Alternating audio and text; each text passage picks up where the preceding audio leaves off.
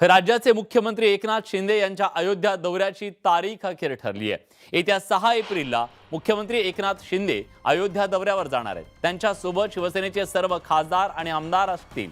या दौऱ्यात मुख्यमंत्री एकनाथ शिंदे रामलल्लाचं दर्शन घेणार आहेत, तर त्याच वेळी ते शरयू नदीवर आरती देखील करणार आहेत। काही दिवसांपूर्वी एकनाथ शिंदे यांना भेटायला अयोध्येचे महंत आले होते। त्यांनी शिंदेंना अयोध्या दौऱ्याचं आमंत्रण दिलं होतं।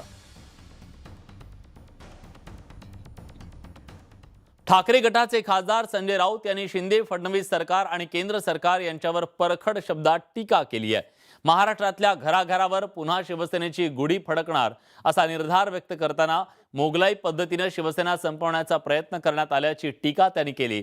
अवकाळी पावसामुळे शेतकऱ्यांचं प्रचंड नुकसान झालं असताना मंत्री केवळ दौरे आणि घोषणाबाजीत व्यस्त असल्याचा टोला त्यांनी लगावला, तर दादा भोसेंवरही त्यांनी टीका केली आहे।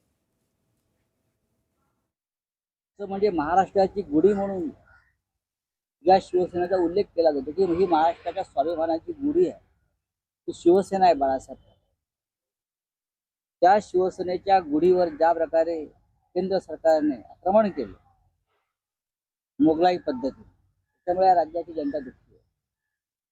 पण या जनतेचा संकल्प आहे महाराष्ट्रात, मराठी जनता, की नवीन वर्षामध्ये ही स्वाभिमानाची गुढी महाराष्ट्राच्या दादा भुसे यांनी थेट तुम्हाला आवाहन केलंय की पुरावे द्या, अन्यथा कारवाईस तयार राहा, महागद्दार सुद्धा। त्यांच्याकडे फार लक्ष द्यायची गरज नाही। त्यांच्या दाढीला काल जी आग लागलेली आहे ते विझवण्याच्या मागे आहेत।